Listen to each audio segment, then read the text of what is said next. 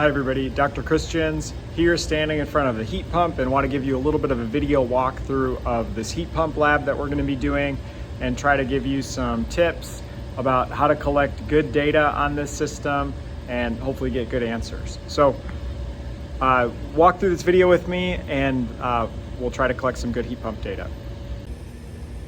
So there are 3 documents that you need to think about for this. The very first one is this guy. This is posted on Moodle. This has a background of the different components that make up our heat pump and just will give you some good overall information about what to expect before you get here. So this document posted on Moodle, read this before you come to try to take data. When you're actually here to take data, there are 2 documents to look at.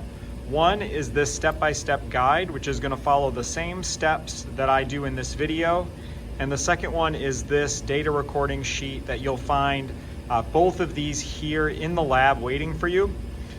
You'll take data on this data recording sheet and you'll use this along with the video as a step-by-step guide.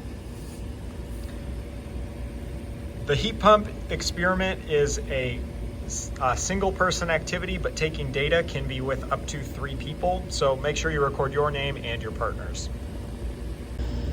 Okay, I'm here at the heat pump. I have my step-by-step instructions. What do I do? Well, let me turn around and I'll show you. For step 1, we want to make sure that the selector key is set to reverse. So that's this guy. You can see forward and reverse. This key is a little bit finicky, but make sure that is set to reverse. Step 2 is to take a step back and just familiarize yourself with the components. So there are going to be labels here for refrigeration mode. Those are the ones that look professional, something like this. Anything that looks nice and homemade like this, those are labels that I put on here that we'll use with us while we're taking data. So this big condenser label, that's our label. That means this component is the condenser. The overall flow to the system is counterclockwise. So from the condenser to the expansion valve, down here to the evaporator, and then over to the compressor. So spend a few minutes, read the labels, and familiarize yourself with the system.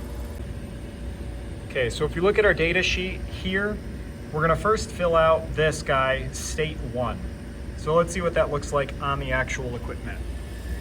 So state 1 is after the compressor, so after this guy, but before the condenser.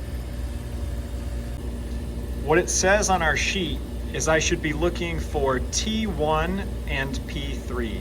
So that means that this state is being measured by thermocouple number 1 and pressure gauge number 3. So thermocouple number 1, that is going to be selected with this little thermocouple selector.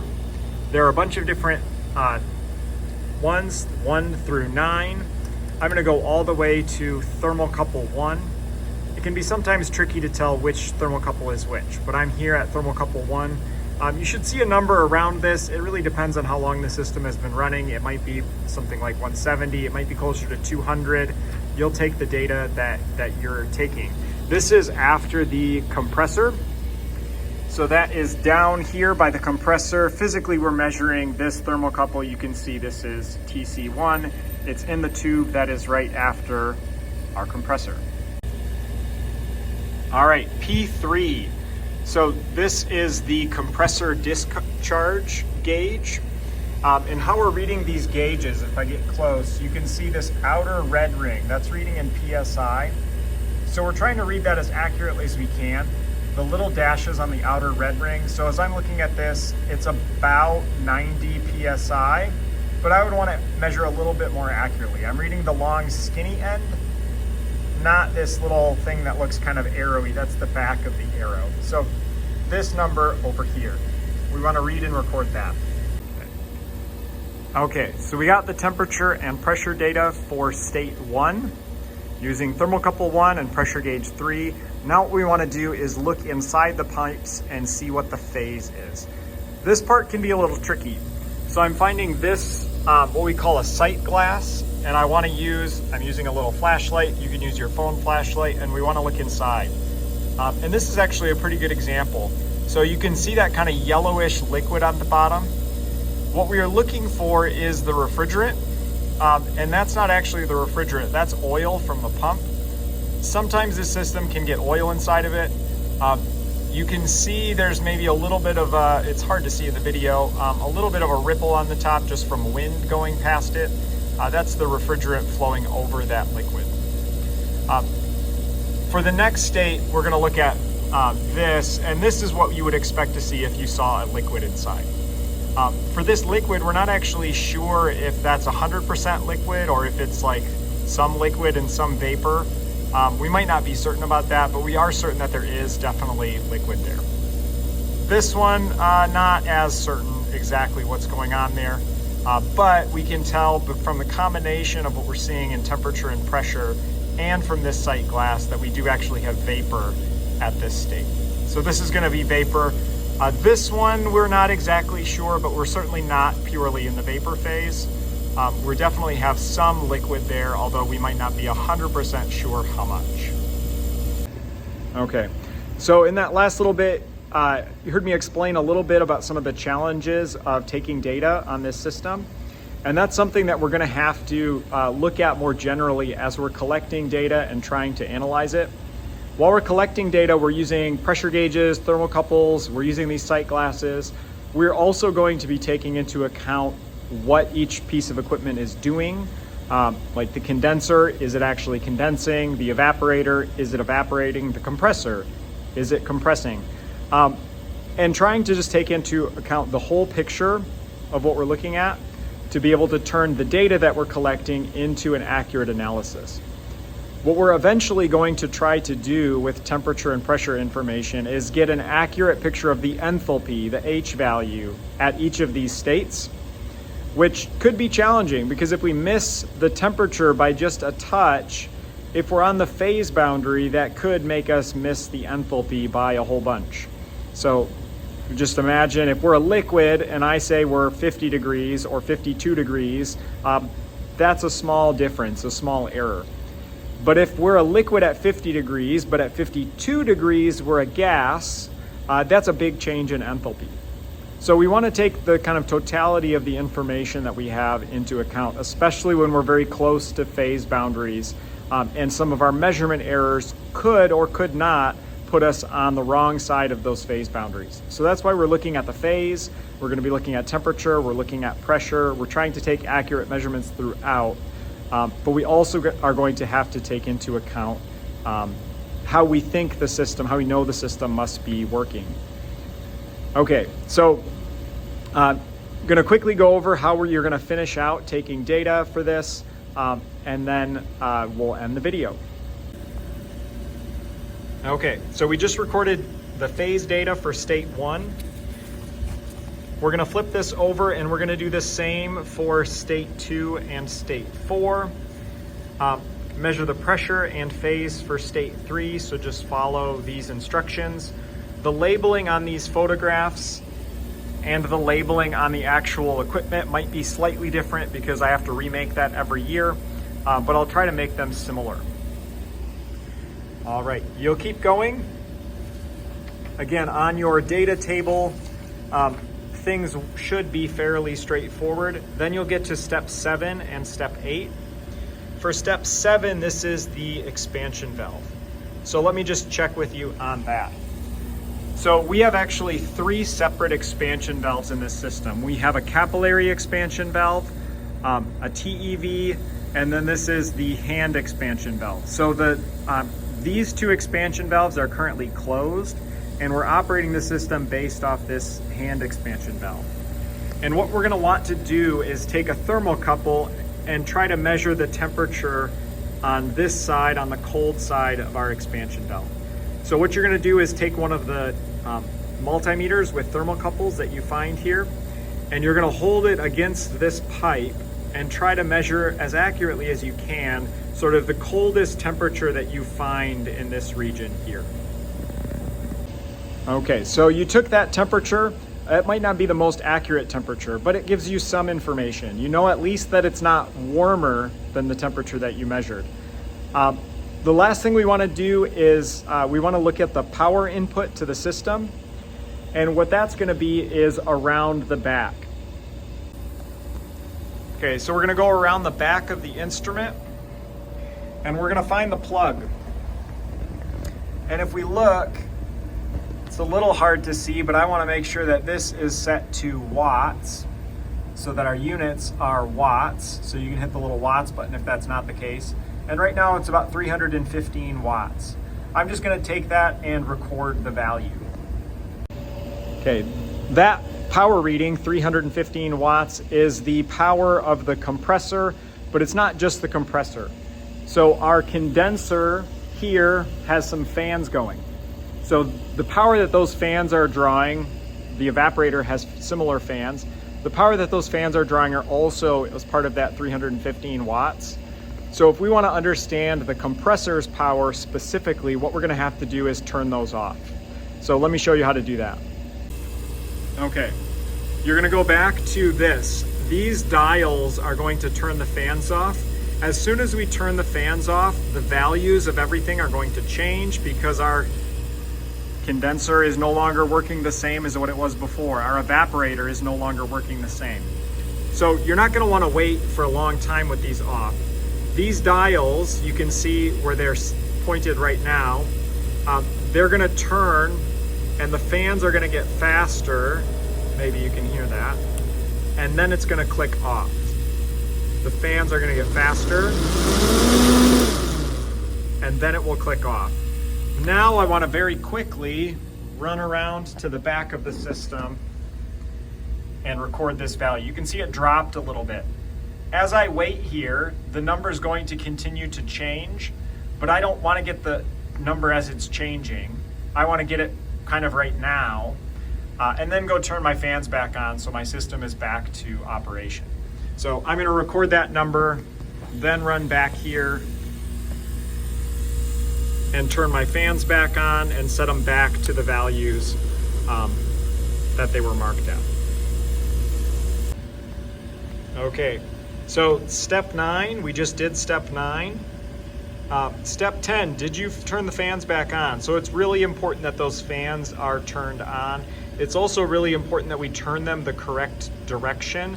You can't turn it the wrong way, otherwise those little plastic dials will get broken. They have been broken in the past by students trying to turn those dials the wrong way. All right, so now to the end. We have 2 steps to go. Step 11, we need to measure the flow rate.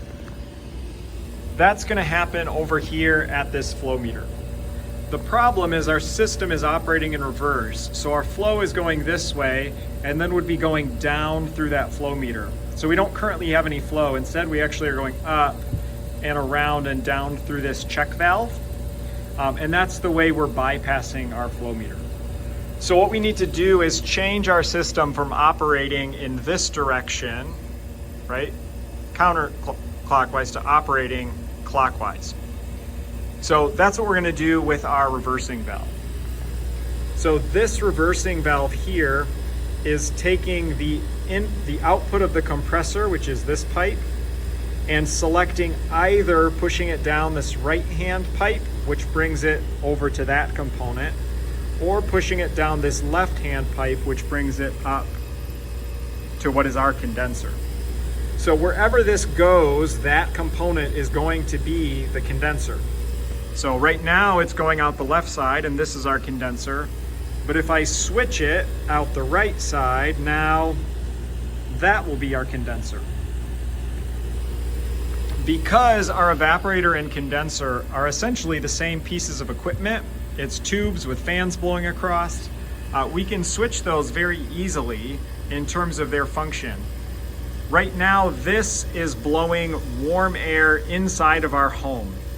Right? This would be located, say, in your basement, in your HVAC utility room. This is where you would be blowing warm air into your home. But if we switch the direction, this thing didn't move, so it's still in your basement. But now it's going to be blowing colder air.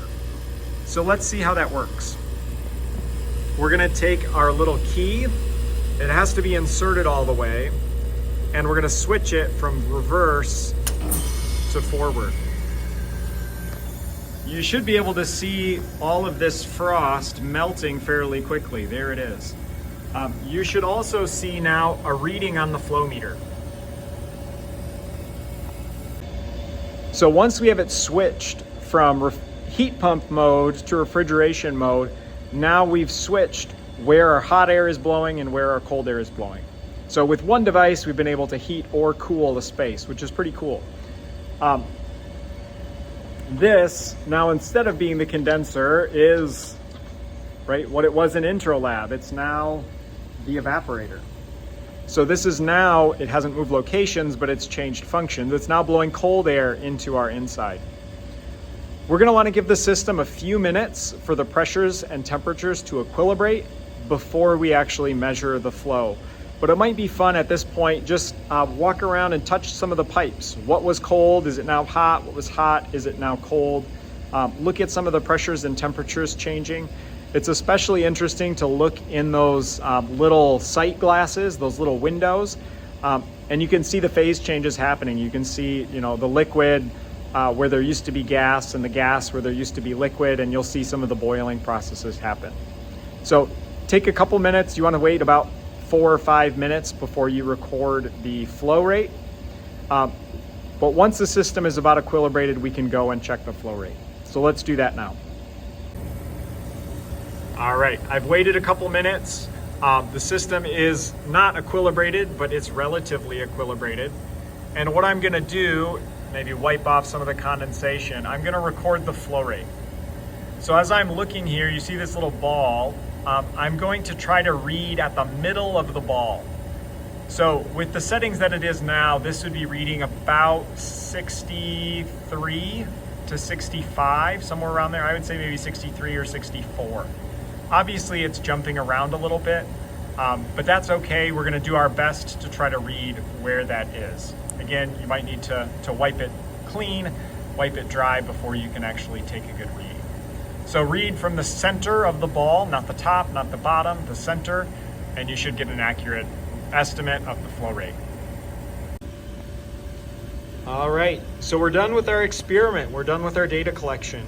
When you go to your data table, you should have numbers, temperatures, pressures, and phase for each of these locations. Remember to check the thermocouple that you're measuring, the pressure gauge that you're measuring, in this case, the multimeter that you're using to measure temperature, the pressure gauge. So make sure that all of these are filled out. You're taking your flow meter measurement here. Here you have your total system power and the power with just the compressor on. Once you've taken all of those measurements, you've confirmed that your data table is complete, you've checked with your friends that you all have the same numbers and the same phases and everything is in the right place, then we want to flip the system back into heat pump mode so that it's ready for the next group. So you're going to come back over to this control panel and we want to switch from forward, which is refrigeration mode, to reverse. We should hear that change and we should be able to watch this side go from warm to cold, this side go from cold to warm. If we look at our system, we should be able to see some of the phase changes happening as the system switches back to heat pump mode. All right, once you've switched it back to heat pump mode, you're ready to go. So make sure you save your data. We'll use that in the future as we look at a deeper dive into the analysis of this heat pump system. All right, that's it for your heat pump data. We'll wait for a little while to do the analysis, but hopefully if you need any double check, you're welcome to double check with me or with other friends. Make sure you've taken down the names of the people who you collected the data with as well. And make sure you leave the system and area all clean for the next group.